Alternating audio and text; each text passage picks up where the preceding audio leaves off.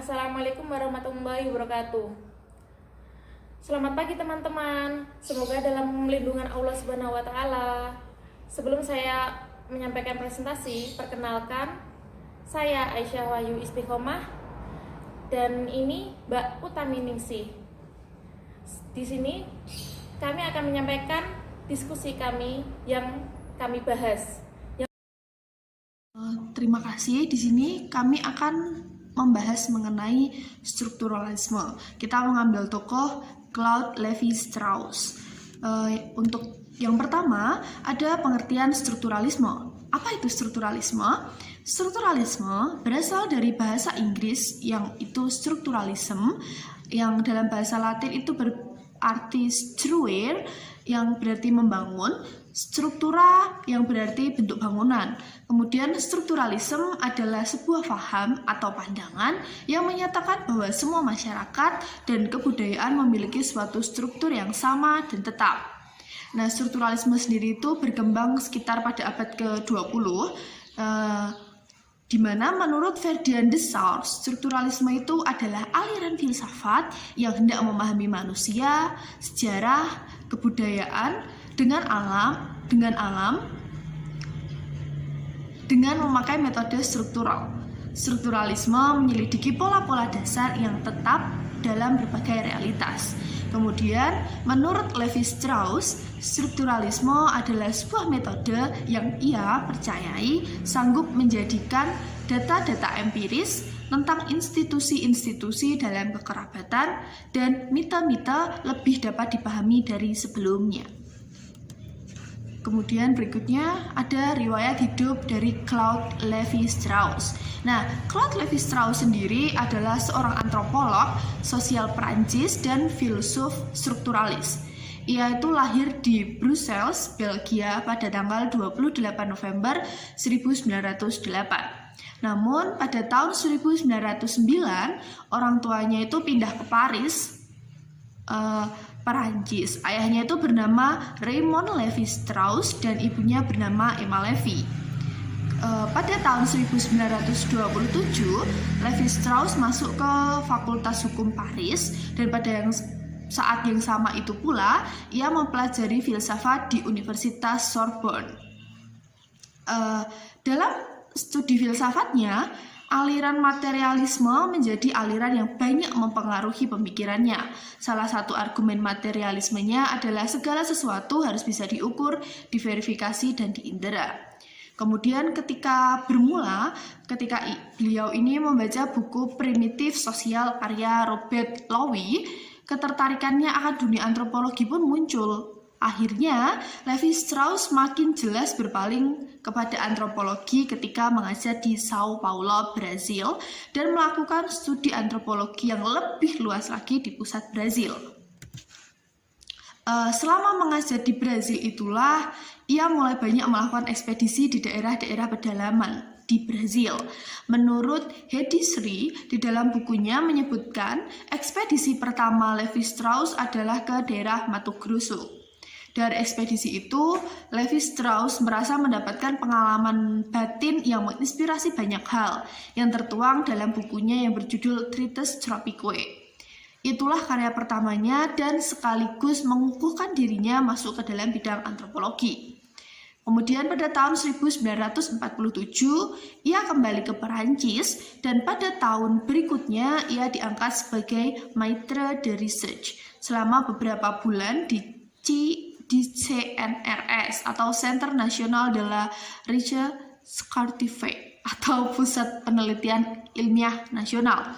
Pada tahun yang sama, ia menyelesaikan studi doktoralnya di Universitas Sorbonne dengan disertai Les Structures Élémentaires de la Parenté. Kemudian Claude Lévi-Strauss ini meninggal pada tanggal 30 Oktober 2009, tepat beberapa minggu sebelum ulang tahun beliau yang ke-101.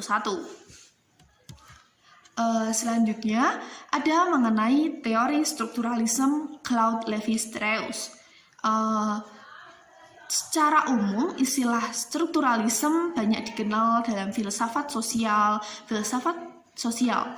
Filsafat Eropa modern sering menyebut bahwa strukturalisme adalah sebuah fenomena sosial. Lebih lanjut dikatakan bahwa fenomena itu tidak peduli seberapa dangkal beragam wujudnya.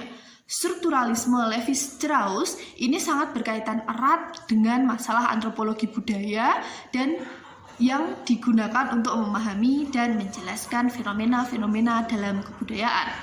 Kemudian, pada analisis struktural, struktur dibedakan menjadi dua macam, yaitu struktur lahir atau struktur luar atau servant structure, atau struktur batin atau struktur dalam atau deep structure. Nah, apa itu struktur luar dan apa itu struktur dalam? Nah, di sini struktur luar adalah relasi-relasi antara unsur yang dapat dibuat atau dibangun berdasarkan ciri empiris dari relasi-relasi tersebut. Sedangkan struktur dalam adalah susunan tertentu yang dibangun berdasarkan atas struktur luar yang telah berhasil dibuat serta dipelajari. Struktur luar misalnya saja mitos, sistem kekerabatan, kostum, tata cara memasak, dan sebagainya. Berbeda dengan struktur dalam yang merupakan struktur dari struktur permukaan. Mungkin itu yang dapat saya sampaikan. Selanjutnya akan disampaikan oleh teman saya. Terima kasih. Nah, di sini saya akan menyampaikan tentang teori strukturalisme Claude Lévi-Strauss.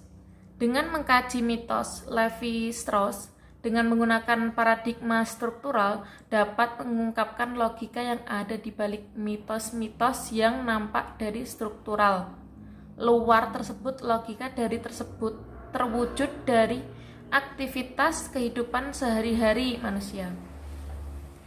Lévi-Strauss memberikan perhatian terhadap mitos yang terkandung dalam setiap dongeng baik secara bulat maupun fragmentasi. Menurutnya mitos adalah naratif sendiri, khususnya yang berkaitan dengan aspek-aspek kebudayaan tertentu.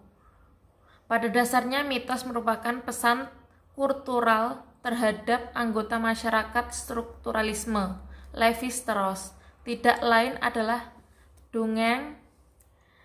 Mitos dalam konteks Lévi-Strauss sebagaimana dinyatakan dalam bukunya yang terkenal Struktural Antropologi, struktur bukanlah representasi atau substitusi realitas. Struktur dengan demikian adalah realitas empiris itu sendiri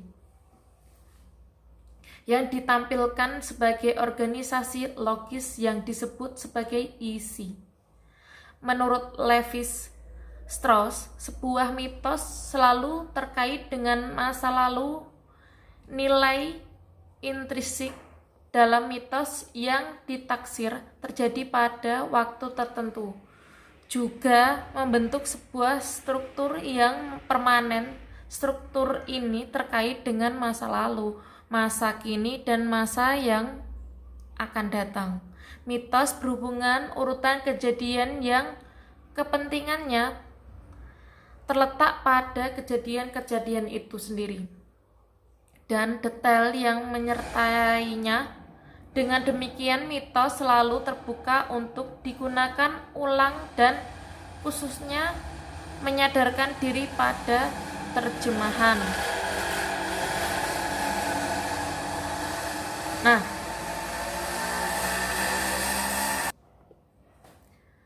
untuk asumsi dasar strukturalisme, Ahimsa menyebutkan bahwa strukturalisme memiliki beberapa asumsi dasar yang berbeda dengan konsep pendekatan lain. Beberapa asumsi dasar tersebut antara lain: A.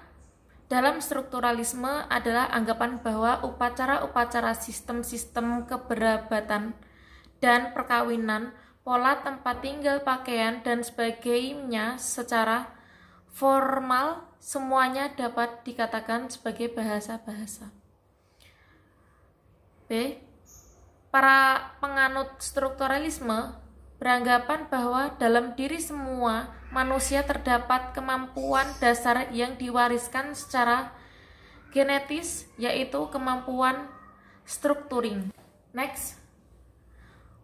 Untuk yang C, mengikuti pandangan de Saussure bahwa suatu istilah ditentukan maknanya oleh relasi-relasinya pada suatu titik waktu tertentu, yaitu secara sinkronis dengan istilah-istilah yang lain. Yang D, relasi-relasi yang ada pada struktur dalam dapat disederhanakan lagi menjadi oposisi berpasangan atau binary opposition. Keempat asumsi dasar ini merupakan ciri utama dalam pendekatan strukturalisme. Dengan demikian, dapat kita pahami juga bahwa strukturalisme Levi-Strauss menekankan pada aspek bahasa struktur. Bahasa mencerminkan struktur sosial masyarakat.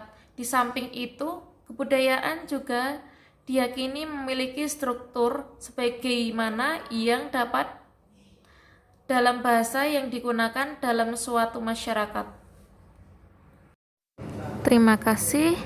Wassalamualaikum warahmatullahi wabarakatuh.